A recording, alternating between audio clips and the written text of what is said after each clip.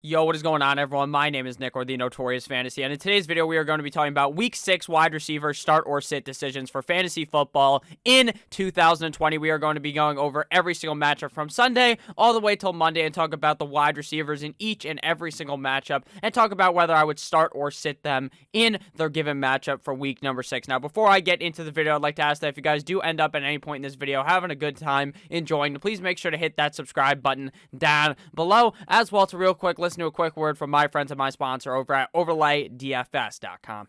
OverlayDFS.com is my favorite place to play daily fantasy sports for fantasy football. Now, they do offer other sports, but I mainly focus on NFL. The site is simple. You go to the matchup shop. There's going to be a million games. Right now, there's only a couple because we're pretty far away from Sunday, but they offer a bunch of different games with spreads. Pretty much all it is who scores more fantasy points head-to-head plus the spread. It is very simple to figure out who scores more fantasy points on Sunday, Carson Wentz or Joe Burrow. Carson Wentz gets +2 fantasy points.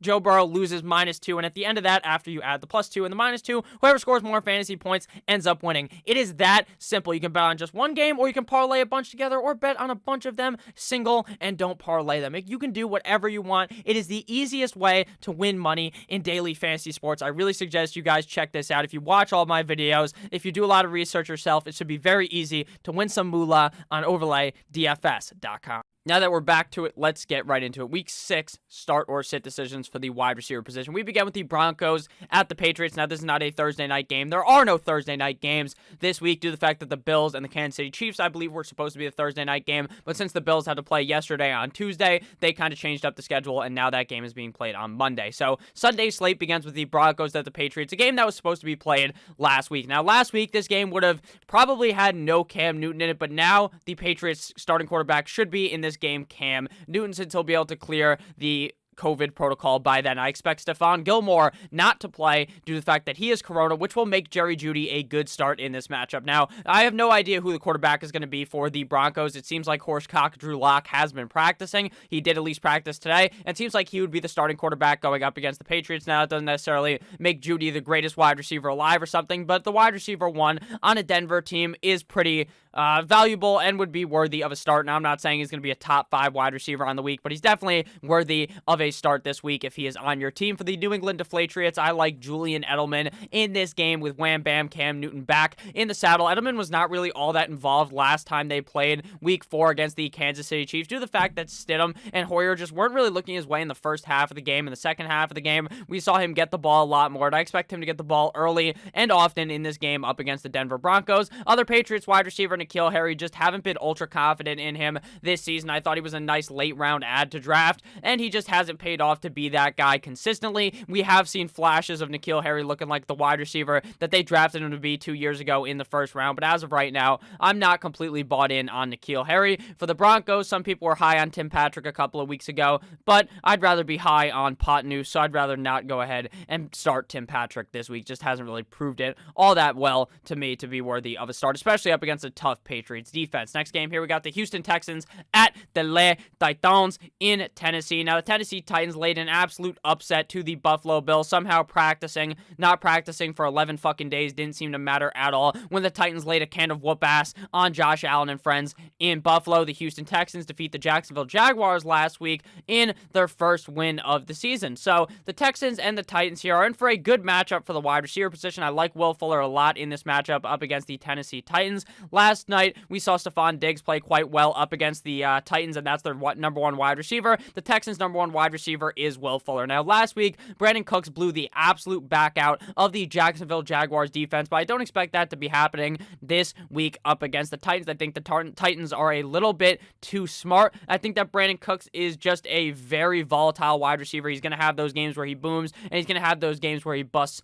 right on your face, and you're going to end up looking like Mia Malkova by the end of the night. For Will Fuller, he also has that boom bust potential, but in my opinion, he's a much safer option on a week in, week out basis. We saw A.J. Brown go to Pound Town up against the Buffalo Bills last night. A.J. Brown looked very good in his triumphant return after missing every game, I believe, since week 1. A.J. Brown looked very good in that game, clearly the number 1 wide receiver on the team, and with Corey Davis likely still on the COVID protocol, seems like A.J. Brown is a no-brainer must start this week up against the Houston Texans defense. For the Texans, I also don't like Randall Cobb that much in this game. He's kind of just a guy you start and you hope gets like 9 or 10 points. Adam Humphries probably the wide receiver 2 for the Tennessee Titans. I'm not looking to start him though. I'd much prefer to start Corey Davis, but obviously Corey Davis not playing in this one due to Corona. Next game here, we got the Cleveland Browns at the Pittsburgh Steelers. Now in this one, I like a lot of players in this game. Now Odell Beckham Jr. is on that trajectory of having a bad game, a good game, a bad game, and a good game, all in a row.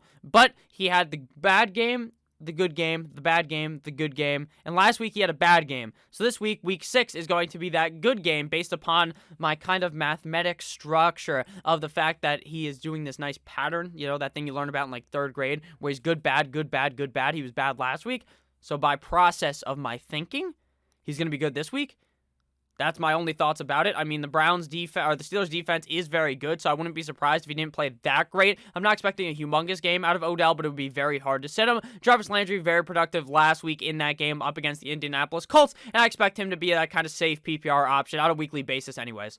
For the Steelers, it is a bit of a tough decision on who to start. Right now, I feel like you can definitely start Chase Claypool if Deontay Johnson misses. When Deontay Johnson was in the game early in the game before he ended up hurting his back, he was kind of not very used in that offense. When Deontay Johnson is healthy, I don't like Chase Claypool, but it seems like Deontay Johnson will probably miss this game, and in that case, Chase Claypool, the man who scored 4 fucking touchdowns last week, will certainly be in my lineup. I assume he wouldn't score 4 touchdowns in this game, but again, you never know. Juju Smith-Schuster, kind of hot and cold, kind of like that icy hot that Shaq has in those commercials, but at the end of the day, it's going to be hard to sit him here in a AFC North matchup between the Steelers and the Browns. This is a game where Juju probably looks very good. Next game here, we got the Baltimore Ravens at the Philadelphia Eagles. This one is what we would Google. If you Googled right now and typed in snooze fest, this game would show up. This one seems like an absolute smackdown from one bird to another, and the Ravens are going to eat the Eagles for breakfast, lunch, and dinner. I expect Hollywood Brown to have another big game here. The Philadelphia Eagles wide receiver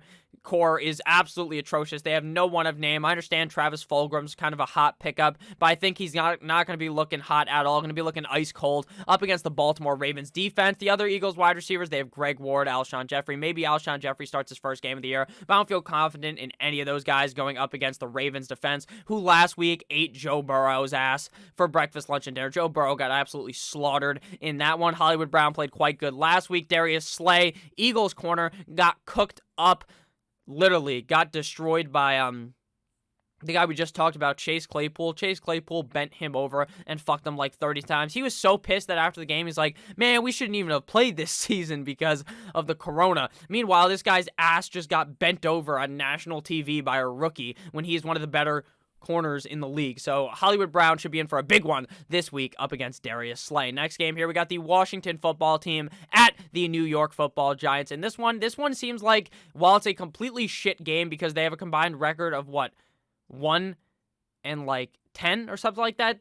Both these teams suck some fat fucking hog, but at the end of the day, both of these teams have some okay wide receivers. Terry McLaurin, the problem with Terry McLaurin is not him. It's the quarterback play. I have no idea if Kyle Allen's going to be good to go. I have no idea if it's going to be Alex Smith. Either way, I'm still playing Terry McLaurin because he should be able to have a day against a dumpster fire of a defense in the New York football Giants. We saw the Dallas guys form an Eiffel Tower on them last week. Darius Slayton played quite good up against that Dallas defense last week, and I think that Darius Slayton will have yet another good game here up against the Washington football team, but I think his games are going to be very subject to the defense he's playing. I feel like he's not matchup proof at all, like I potentially thought he could be. It seems like if Daniel Jones is throwing him the ball in these pluser kind of matchups, he's going to have a good game. For the Washington football team, they also have Dontrell Inman and friends. I don't really feel comfortable starting any of them. And for the Giants, I don't feel comfortable starting anyone else besides Darius Slayton. Next game here, we got the Atlanta Falcons at the Minnesota Vikings. Now, the Minnesota Vikings got absolutely embarrassed on Sunday night. Not because they played like shit, because they were dominating the whole first half of the game,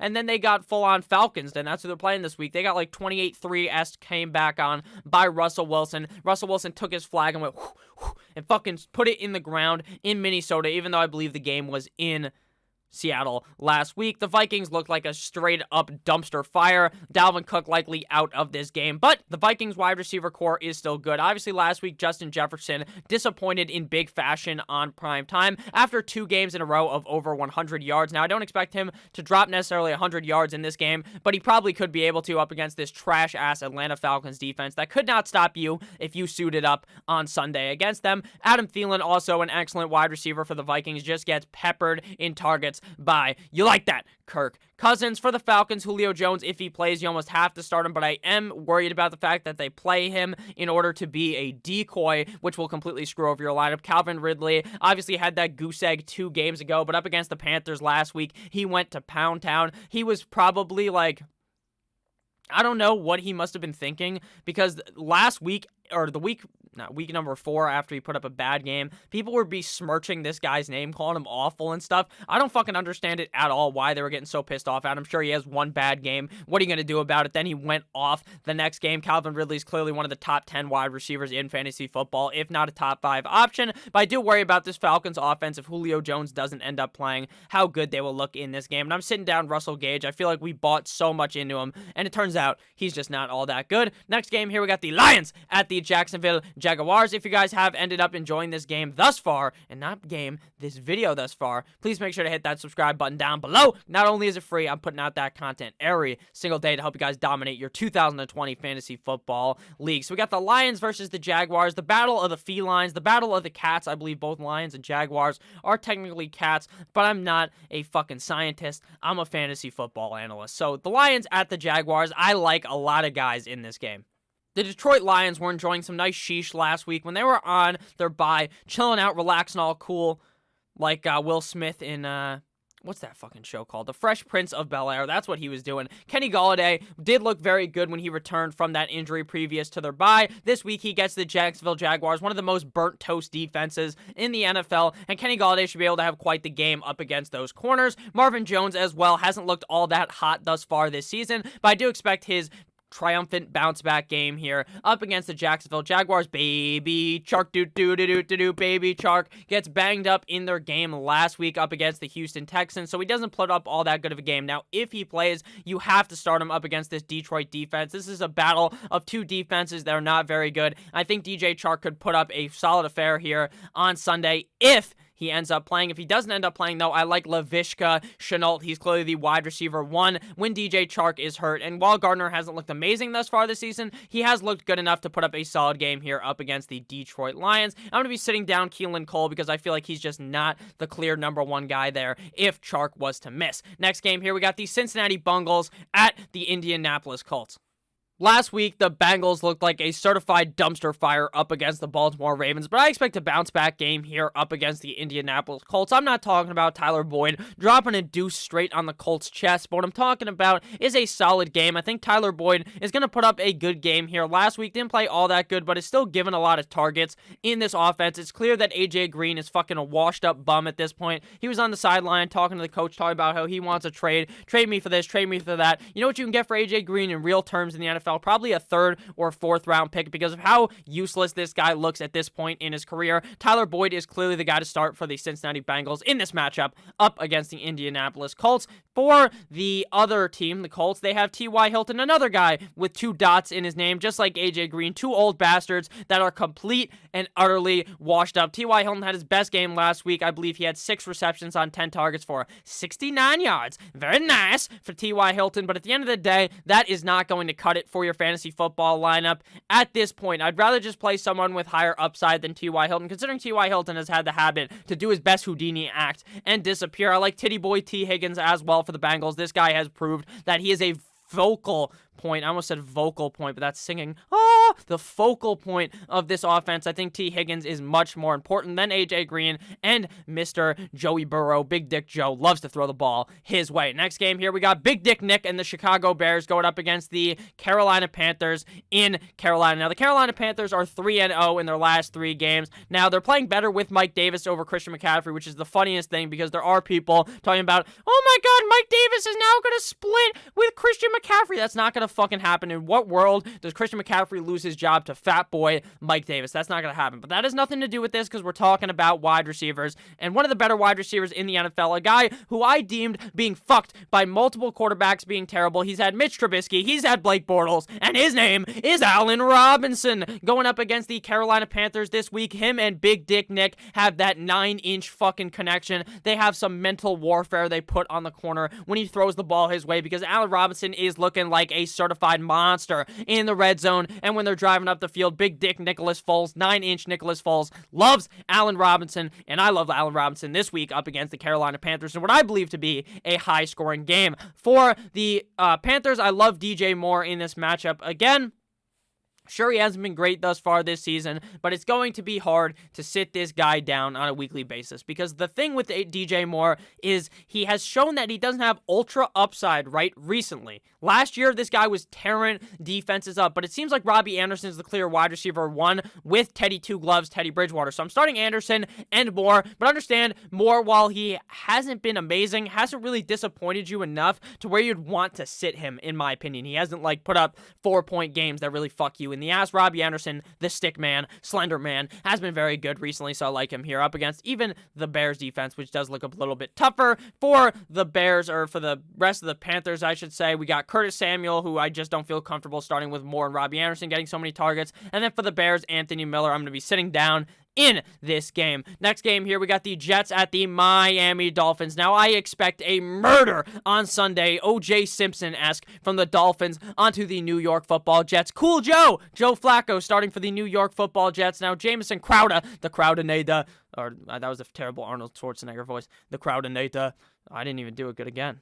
Whatever, I'm not going to try it again. The Crowder-inator, I did it again, and it wasn't good again. So, Jamison Crowder, we don't edit anything here, has not been all that great, in real life, but, he is because he gets so many targets. It just makes no sense. Adam Gase is one of the dumbest motherfuckers alive. They get rid of Le'Veon Bell. His ass got straight up cut straight onto the waiver wire, or whatever you call it in real life, free agency.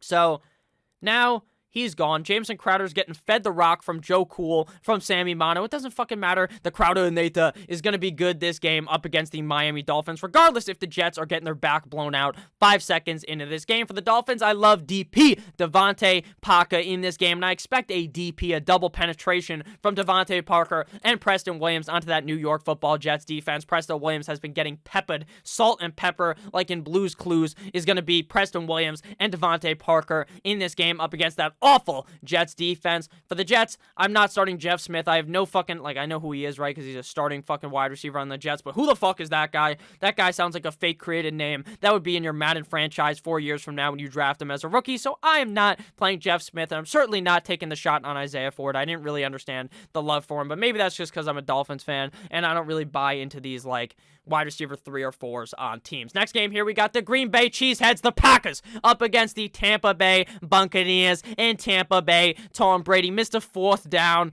Tom Brady, Mr. Dementia Man, Tom Brady. In this game, I like Devontae Adams, DA, in his bounce back game here, coming back off that injury. I'm going to go into Tampa and eviscerate Tampa Bay Tom Brady. Devontae Adams is a must-start when healthy, so obviously you're starting him here. Chris Godwin may make his return this week after being out.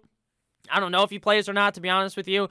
He practiced today as I'm recording this on Wednesday, so he may actually end up playing, but I'm not 100% sure. Mike Evans also looks like he would be good to go. He scored a touchdown in every single game, I believe. This guy's just a touchdown machine in the red zone, so I'd comfortably start him as well, with or without Chris Godwin. I think I actually prefer him with Chris Godwin more, because then there's not as much defensive attention on him. For the Packers, since Devontae Adams is going to play, I'm not going to be firing up MVS this week. Just don't love it up against the Buccaneers. And for the Bucs, I'm sitting down Scotty Miller. I don't know where that man went last week. He did his best fucking Houdini impression and disappointed and put up a goose egg in your lineup. Next game here, we got the Los Angeles Rams at the San Francisco 49ers. Now, the 49ers last week got bent over, got fucked without the use of lube by my Miami Dolphins. I tried to make a fucking dolphin noise, but I couldn't even do it. I used to be able to do it. That was a terrible attempt. But with that said, speaking of terrible attempts, shout out to the Chargers kicker last week. Great kick by him. So Rams at the San Francisco 49ers. This would be a nice matchup, right? If Jimmy G, Sexy Jimmy, whatever you like to call him, porn star Jimmy was playing in this game. But it seems like it's going to be either Big Dick Nick Mullins or it's going to be Big Dick Beathard starting at the quarterback position. Either way, both those guys not looking very hot. Up against the Rams defense, I like both Cooper Kupp and Robert Woods in this game. Robert Woods, just as I predicted before the season started, is the better wide receiver to own in fantasy, but that doesn't mean both of these guys can't go off up against the Niners defense that looks very depleted and got a train ran on them by Ryan Fitzpatrick and friends in Miami. For the 49ers, I don't feel ultra confident with any of these wide receivers in this game. I feel like they're going to try to run the ball a decent amount. Don't love Debo or Brandon Ayuk in this matchup. Next game here, we are on to the Monday night slate of games where there's 2 games. This game starts at 5 p.m. EST. The next game, I believe, starts at 8. Very early, considering people in, like, Arizona on, like, the left side of the country on the West Coast. Those motherfuckers are...